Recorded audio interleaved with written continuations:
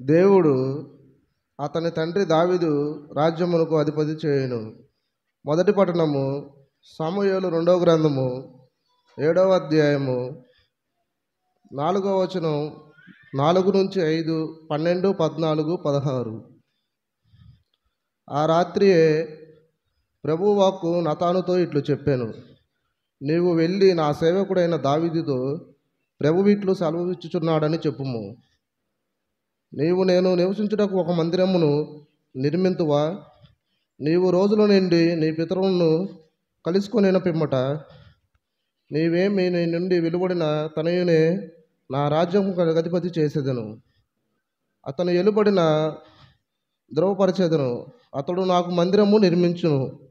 నేను అతని సింహాసనమునకు కలకాలము స్థిరపరచెదను. కానీ ఈ దుష్కార్యమును చేసి యావేను తిరస్కరించితి కనుక నీవు పుట్టిన బిడ్డకు మరణించును అనెను. దావీదు శిశువు తరపున యావేను వేడుకొనెను. అతడు పస్తుండేను, రేయి కటిక నేలపై పరుండేను. ఇది ప్రభువు వాక్కు. సర్వేశ్వరునికి వందనము. సర్వశక్తిమంతుడవైన ప్రభు, నీ మందిరము అనిన నాకు మిగుల ప్రీతి. సర్వశక్తిమంతుడవైన ప్రభు, నీ మందిరము అనిన నాకు మిగుల ప్రీతి. నీ బలిపీఠము చెంత పిచ్చుకలు గూడు కట్టుకున్నవి, వానకోయలలు కూడా పిల్లలకు గూడు పెట్టుకున్నవి. నీ బలిపీఠము చెంత పిచ్చుకలు గూడు కట్టుకున్నవి, వానకోయలలు కూడా పిల్లలకు గూడు పెట్టుకున్నవి. నీ మందిరాన నిరతము వసించుచు, నీ మందిరాన నిరతము వసించుచు ఎల్లవేళలా నిన్ను స్తుతించువారు ధన్యులు. సర్వశక్తిమంతుడవైన ప్రభు, నీ మందిరము అనిన నాకు మిగుల ప్రీతి. ప్రభు మీతో ఉండునుగాక, మీ ఆత్మతోనూ ఉండునుగాక. పునీత మత్తయి రాసిన సువార్తలోని భాగము. ప్రభువా, మీకు మహిమ కలుగునుగాక. పునీత మత్తయి రాసిన సువార్త మొదటి అధ్యాయము 16వ వచనము, 18 నుండి 21వ వచనము మరియు 24వ వచనము. మరియమ్మ భర్తయగు యేసేపు యాకోబునకు జన్మించెను. మరియమ్మకు క్రీస్తు అనబడు యేసు జన్మించెను. యేసుక్రీస్తు పుట్టుక రీతి ఎట్టిదనా, ఆయన తల్లి అయిన మరియమ్మకు యేసేపుతో వివాహము నిశ్చయమైనది. కానీ వారిరువురును కాపరము చేయకముందే పవిత్రాత్మ ప్రభావం వలన మరియమ్మ గర్భము ధరించినది. ఆమె భర్తయగు యేసేపు నీతిమంతుడగుటచే మరియమ్మను బహిరంగముగా అవమానింప ఇష్టము లేక రహస్యముగా పరిత్యజించుటకు నిశ్చయించుకొనెను. యేసేపు ఇట్లు తలంచుచుండగా ప్రభు దూత కలలో కనిపించి, దావీదు కుమారుడగు యేసేపు, నీ భార్య అయిన మరియమ్మను స్వీకరించుటకు భయపడవలదు. ఏలయనా ఆమె పవిత్రాత్మ ప్రభావం వలన గర్భము ధరించినది. ఆమె ఒక కుమారుని కనును. నీవు ఆయనకు యేసు అని పేరు పెట్టుము.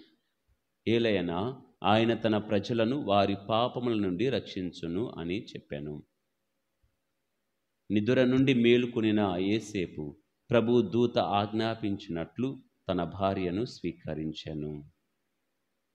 ఇది క్రీస్తు సువిశేషము. క్రీస్తువా, మీకు స్తుతి కలుగునుగాక.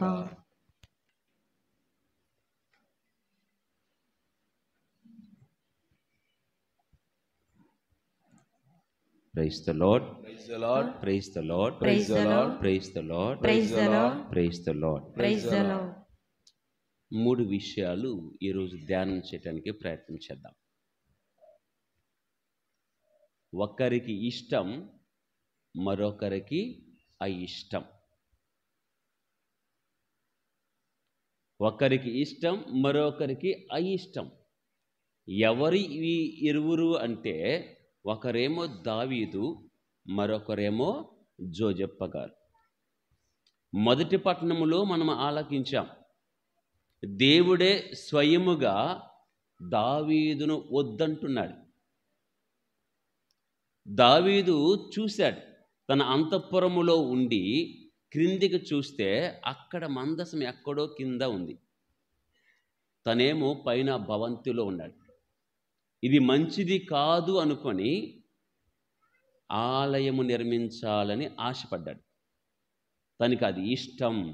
దేవుని మందిరాన్ని, దేవునికి ఒక గుడి, ఒక ఆలయాన్ని నిర్మించటం, అది కూడా తానే రాజుగా ఉన్నటువంటి ఆ కాలంలో నిర్మించటం అనేది తనకి ఇష్టమైన పనిగా పెట్టుకున్నాడు. మరొక వైపు చూస్తే జోజప్ప గారికి అయిష్టం. ఏమిటది? మరియమ్మను వివాహము ఆడటం. నా ప్రమేయము లేకుండా ఈమె గర్భము ధరించినది, ఇటువంటి స్త్రీతో నేను ఎలా కాపురము చేస్తాను, ఎలా ఉంటాను అని ఉండాలని తను అనుకోలేదు. తానే వెళ్ళిపోవాలనుకున్నాడు. ఒకరేమో ఇష్టముతో గుడి దగ్గరకు వస్తూ, ఆ దేవుని దగ్గరకు వస్తూ ఆలయాన్ని నిర్మించాలని చూసినటువంటి దావీదు. మరొకరేమో అయిష్టముతో అక్కడి నుండి వెళ్ళిపోవాలి. దేవుడు వస్తుంటే ఆ దేవుడు వచ్చే ఆ కార్యము నుండి వెళ్ళిపోవాలి అని జోజప్ప గారు చూశారు. విచిత్రం ఏమిటంటే, ఎవరైతే ఇష్టపూర్వకంగా పని చేయాలనుకున్నారో వారిని దేవుడు వద్దన్నాడు. దావీదును ఊరుకున్నాడా? ప్రభు కట్టు అన్నాడా? నిర్మించయ్యా అన్నాడా? లేదు. నీవు కట్టడానికి వీలు లేదు, కట్టనివ్వనంతే. అక్కడేమో జోజప్ప గారు పారిపోవాలనుకుంటే, ఇంకా మేలుకుంటే వెళ్ళిపోయాడేమో. ఆ నైట్ గనక గాఢ నిద్ర పట్టి కళ్ళ కూడా రాకుండా ఉంటే ఉదయానికి మిస్సింగ్ అంతే. పారిపోవాలనుకున్న వాడిని పట్టుకొని అయిష్టంగా ఉన్న వాణ్ణి అక్కడ నచ్చ చెప్పి మరీ ఉంచుతున్నాడు దేవుడు. ఒకటే తేడా. ఎందుకు ప్రభు ఒకరు వెంట పడుతున్నారు, ఒకరు నిరాకరిస్తున్నారంటే ఒకటే తేడా. మత్తయి సువార్త 1వ అధ్యాయము 19వ వచనం. ఆమె భర్తయగు యోసేపు నీతిమంతుడు. అంతే.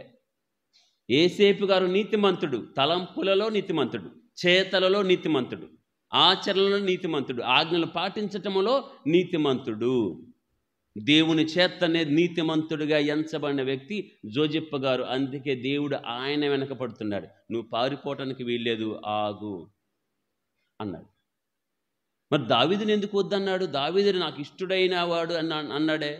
నేనే ఎన్నిక చేసుకుంటాను, నాతో నా హృదయం కలిగిన వ్యక్తిని నేను ఎన్నిక చేసుకుంటానని సౌలుతో సమూయేలుతో ప్రభు చెప్పారు. మరి దావీదు ఎందుకు నిరాకరిస్తున్నాడు? అది ఆలయాన్ని నిర్మిస్తానంటుంటే.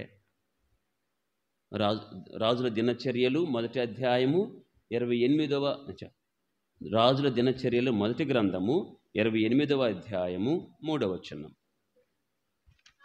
కానీ ప్రభు నాతో, నీవు యుద్ధములు చేసి నెత్తురు ఒలికించితివి కనుక నీ చేతులతో నాకు మందిరమును కట్టింపరాదు. దేవుడు ఎందుకు నిరాకరించాడు? ఇష్టమైన సేవకుడే, కావాలని చేసుకున్నటువంటి రాజే, బాగా పాటలు పాడతాడు, మహిమపరుస్తాడు, దినమునకు 7 పర్యాయాలు దేవాలయానికి వెళ్ళి ప్రార్థన చేస్తాడు, మంచివాడే. కానీ ప్రభు ఏం చూశాడు? నీ చేతులకు నెత్తురు అంటినది. ఆ చేతులతో నా ఆలయాన్ని నిర్మిస్తావా? వద్దు, ఆగు. అందుకే ఆ నీతిగా జీవించే ఆ జీవితాన్ని చూసి దేవుడు జోజప్ప గారిని ఎన్నుకొని అయిష్టముతో ఉన్న నచ్చ చెప్పి మరి అక్కడ ఉంచాడు. Praise the lord, praise the lord. ఈ సూత్రాన్ని పాటించి ఆలయాలు కట్టుకుంటే మంచిదేమో. దేవుడు చెప్పిన సూత్రాన్ని పాటించి మన దేవాలయాలు మందిరాలు నిర్మించుకుంటే మంచిదేమో. ప్రభు ఏమన్నాడు? నీ చేతికి నెత్తురు మచ్చలు ఉన్నాయి. యుద్ధం చేసిన చేతులు, అన్యాయానికి పాల్పడిన చేతులు, ప్రాణాలు తీసిన చేతులు, ఆ చేతులతో నిర్మిస్తావా? మనం ఆలయం నిర్మించే సమయంలో ఎవరి దగ్గర నుంచి డబ్బులు తీసుకుంటున్నాము, ఏ నీతి కార్యాలు చేసిన వ్యక్తి దగ్గరికి వెళ్తున్నాము, అన్యాయంగా సంపాదించాడా, ఎలా చేశాడు, ఇవన్నీ మనకు పట్టింపు ఉండవు. చేసేది దేవుని కార్యము, తెచ్చేదేమో ఎక్కడి నుంచో తీసుకుని వచ్చేసి కడతాం. ఎవరిస్తే మనకెందుకు, ఎలా సంపాదిస్తే మనకెందుకు, అది నీతిగా సంపాదించిందా అవినీతిగా సంపాదించిందా మనం లెక్కలోకి తీసుకోం. మనకి ఆలయం కావాలి. దేవుడు వద్దంటున్నాడేమో, వద్దయ్యా అన్యాయపు సొమ్ముతో కట్టొద్దు, తప్పులు చేస్తున్న ఆ డబ్బులు మనకొద్దు అని చెప్తున్నాడేమో. వినిపించుకోకుండా మనం అన్నీ కూడా నిర్మిస్తూనే ఉన్నాం. తెలియదు అది దేవునికి ఇష్టమో అయిష్టమో. ఈ వాక్యం ప్రకారం అయితే అటువంటి దొంగ డబ్బుతో, అన్యాయపు సొమ్ముతో ఆలయాలు నిర్మించడము మంచిది కాదు. ఆయన పండుగలు చేయటం మంచిది కాదు. ఇక రెండవది, ప్రియమైన సహోదరి సహోదరులారా, ఇద్దరు కూడా ప్రయత్నం చేశారు. ఇద్దరు కూడా. దావీదు ఏం చేస్తున్నాడు? మనసులో అనుకున్నాడు, నేను మంచి ఆలయం నిర్మించాలి. ఎక్కడెక్కడి నుంచో ఏదైతే ఉత్తమమైనదో, అది కలప, ఇనుమ, సిమెంటా, శిల్పకారులా, లేకపోతే పెయింటింగ్సా, ఏదైనా కానివ్వండి, నాకు శ్రేష్టమైనదే కావాలని దేవాలయానికి ఏది అవసరమో రానున్న తన కొడుకు మీద భారము పడనివ్వక ప్రతీది కూడా ఇంచుమించు అన్నీ సమకూర్చాడు. ఆ వృత్తాంతాన్ని దినచర్యలు మొదటి గ్రంథము 22వ అధ్యాయము 2 నుండి 19 మరియు 29వ అధ్యాయము 2వ వచనం నుండి కూడా మరలా ఒక లిస్ట్ ఇస్తారు. ఎన్ని ప్రయత్నాలు చేశాడో దావీదు గారు. అలానే జోజప్ప గారు కూడా ప్రయత్నాలు చేశాడు. అక్కడ దేవుని ఆలయాన్ని నిర్మించటానికని ప్రయత్నమైతే, ఇక్కడ దేవుణ్ణే కాపాడటానికి, దేవుడికే రక్షణగా, దేవుడి ప్రాణాలు నిలబెట్టడానికి జోజప్ప గారు ప్రయత్నములు చేశాడు. ఎప్పుడైతే హేరోదు రాజు ఆజ్ఞ ఇచ్చాడో పిల్లలందరినీ కూడా చంపండి అని, రాత్రికి రాత్రే ఆ దేవుణ్ణి తీసుకొని, ఆ బాల యేసుని తీసుకొని భుజానికి ఎత్తుకున్నాడేమో తెలియదు, పారిపోవటానికి పరుగో ఐగుప్తునకు. ఆలయము కోసము ప్రయత్నాలు, ఇక్కడ ఆ ఆలయంలో ఉండే దేవుని కోసమే ప్రయత్నాలు. ఆలయాన్ని నిర్మించాలని అన్ని సమకూరుస్తున్నాడు, కానీ ఆలయ ప్రతిష్ట రోజు దేవుని ప్రతిష్ఠించాలి కదా, ఆ దేవుణ్ణి పట్టుకొని ఎత్తుకొని మరీ పరిగెత్తినవాడు జోజప్ప గారు. Praise the lord, praise the lord. చివరికి తనే పోషక తండ్రిగా ఉండి అన్ని సమకూర్చాడు, అన్ని ప్రయాసలు పడ్డాడు, ప్రభువునికి మంచి జీవితాన్ని ఇచ్చాడు, బాల్యాన్ని. ఇష్టం అయిష్టం ఇక్కడ ఇద్దరు కూడా ప్రయాసే, కానీ ఆ ప్రయాసలో, ఆ ప్రయత్నాలలో మేలైనది జోజప్ప గారిదే. ఆలయం నిర్మించటం కాదు, ఆలయంలో ఉండే ఆ దేవుణ్ణి ఈయన కాపాడుకుంటున్నాడు. Praise the lord, praise the lord. అంటే ఈ ఆలయాన్ని మనం మంచిగా ఉంచుకోవటం కాదు, ఈ ఆలయంలో ఉండే దేవుణ్ణి మనం సంరక్షించుకోవాలి. ఈ ఆలయం కోసం ప్రయత్నం చేసిన వాడు దావీదు. అన్ని నిర్మించాలి, సమకూర్చుకోవాలి, అన్ని ఏర్పాట్లు చేసుకోవాలి. కానీ ఈ ఆలయంలో ప్రతిష్ఠించుకున్న ఆత్మదేవుణ్ణి, ఆలయమే మన శరీరమే ఆలయం కదా, అందులో దేవుడు ఉండాలి కదా, ఆ దేవుణ్ణి మనం కాపాడుకోగలిగితే మనం కూడా జోజప్ప గారిలాగే ఉంటాం. ఇక మూడవది, ప్రియమైన సహోదరి సహోదరులారా, దర్శన గ్రంథము 14వ అధ్యాయము 13వ వచనం. అంతటా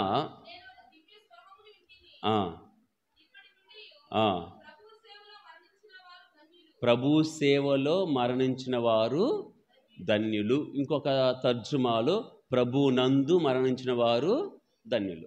2-3 రకాలు ఉంటాయి. నేను అనేది ఏమిటంటే, ప్రభు సేవలోనే కాదు, ప్రభు ఒడిలో పవలించి మరణించటము ఇంకెంత ధన్యం. ప్రభు సేవ చేసి ప్రభు నందు మరణించటము ధన్యమైనదే, కానీ ప్రభు ఒడిలోనే, ఆ బాలయేసు ఒడిలోనే తల ఉంచి మరణించటం అనేది ఇంకెంత ధన్యమైన మరణమో చూడండి. దేవుని సమక్షంలోనే మరణించటం. బైబిల్ గ్రంథములో రాయబడలేదు జోజప్ప గారు ఎలా మరణించారో అని. అసలు బైబిల్ గ్రంథం మొత్తం మీద ఆయన గురించి ఇక్కడ మాత్రమే రాయబడి ఉంటుంది. 2-3 సందర్భాలు ఆయనకి డైలాగులే ఉండవు, మాట అయితే లేదు. ఆయన గురించి రాశారు అంతే 2-3 సందర్భాల్లో. కానీ ఎలా మరణించాడో రాయలేదు.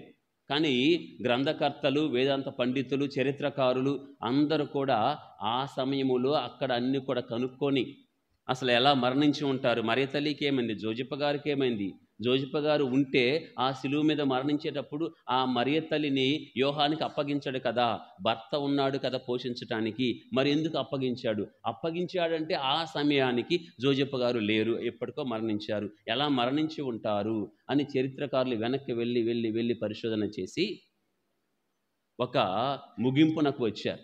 ఆ ముగింపును కూడా ఒక రచయిత రఫాయెల్ బ్రౌన్ అనే ఒక వ్యక్తి the life of Mary as seen by mystics అనే పుస్తకములో చాలా మంచిగా రాస్తారు, చాలా బాగుంటుంది అది చదివితే. జోజప్ప గారంట ఇది బైబిల్లో లేదండి, మళ్ళీ బైబిల్ వెతికారు. చెప్తున్నాను కదా, ఇది ట్రెడిషన్ ప్రకారము పరిశోధనలో వచ్చిన ఒక ముగింపు.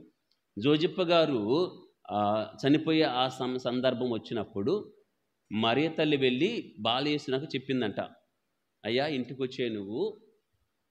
ఇంటికి వచ్చేయి, మీ తండ్రి మరణించబోతున్నాడు, సమయం ఆసన్నమైనది అని. అప్పుడు వెంటనే, అప్పుడు ఇంకా పరిచర్య ప్రారంభించలేదు, అప్పుడు వెంటనే యేసు తిరిగి ఇంటికి వచ్చి అక్కడే తండ్రి సమక్షంలో, తండ్రి సేవలో ఏ పోషక తండ్రి అయితే పోషించాడో, ఎవరైతే ఎత్తుకున్నారో, ఎవరైతే రక్షించాడో ఆయన దగ్గరే ఉండి 9 రోజులు సేవ చేశాడంట. 9 రోజులు సేవ చేశాడట దగ్గరే ఉండి. అటు యేసు ప్రభు పరిచర్య చేస్తూ ఉంటే దేవదూతలు కూడా దిగివచ్చి ఆయనకి పరిచర్యలు చేస్తూ మంచి మంచి పాటలు, సంగీతాన్ని వినిపించారంట ఆ 9 రోజులు. ఆ చివరి క్షణములో మరణించే ఆ సన్నివేశం మీరు ఇంటర్నెట్లో కూడా కొట్టండి, డెత్ ఆఫ్ జోసెఫ్ అని మంచి మంచి ఫోటోలు వస్తాయి. అంటే అవన్నీ కూడా ఊహాజనకమే, అప్పుడు వాళ్ళు చరిత్రకారులు ఊహించిన దాని ప్రకారము పెట్టిన పిక్స్ అవన్నీ కూడా. బాలయేసు ఒడిలో ఈయన అలా ఉంటే ప్రక్కన మరియ తల్లి ఉండి ప్రశాంతముగా మరణించారు. Praise the lord. దావీదు ఎలా మరణించాడో మనకు తెలుసు. దావీదు ఎలా మరణించాడో తెలుసు. దావీదుకు జోజప్ప గారికి మనం ఇక్కడ పోల్చుకుంటున్నాం కాబట్టి చెప్తున్నాను. వాక్యం ఏమంటుంది? ప్రభు సేవలో నిద్రించిన వారు ధన్యులు, ప్రభునందు నిద్రించిన వారు ధన్యులు. మరి ప్రభు ఒడిలో తలబెట్టి నిద్రపోయిన వ్యక్తి ఇంకెంత ధన్యుడండి. అందుకే మంచి మరణము కోసం జోజప్ప గారిని ప్రార్థన చేయమంటారు. మంచి మరణం కోసం, దిక్కులేని చావు కోసం కాదు, అనాథలా పడి ఉండటం కాదు, మంచి మరణం కోసం మనము జోజప్ప గారిని ప్రార్థన చేస్తాం. సహాయం చేయండి అయ్యా, మీ వలే ప్రభు సేవనందు ఉన్నాం, ప్రభునందు నిద్రించే భాగ్యం మాకు దయచేయండి అని ఆయన్నే మనం వేడుకుంటాం. ప్రియమైన సహోదరి సహోదరులారా, ఎటు చూసినా ఆయన గురించి తక్కువ రాయబడినా ఆలోచన చేస్తే జోజప్ప గారు దావీదు కంటే గొప్పవాడు. జోజప్ప గారు గొప్ప సేవకుల కంటే గొప్పవాడే. పేరొందిన ఆ సేవకుల కంటే ఈయన పునీతుడే. ఆ జోజప్ప గారి ప్రార్థన సహాయమున మనం మన ఆలయాన్ని మాత్రమే కాదు, ఆ ఆలయంలోని దేవుని కూడా సంరక్షించుకుందాం. చివరి క్షణం వరకు దేవుని సేవలో ఉండి తరించి భాగ్యము మనకు దయచేయమని ఆ దేవుని వేడుకుందాం. దేవుడు మనకు సహాయం చేయను గాక. ఆమేన్.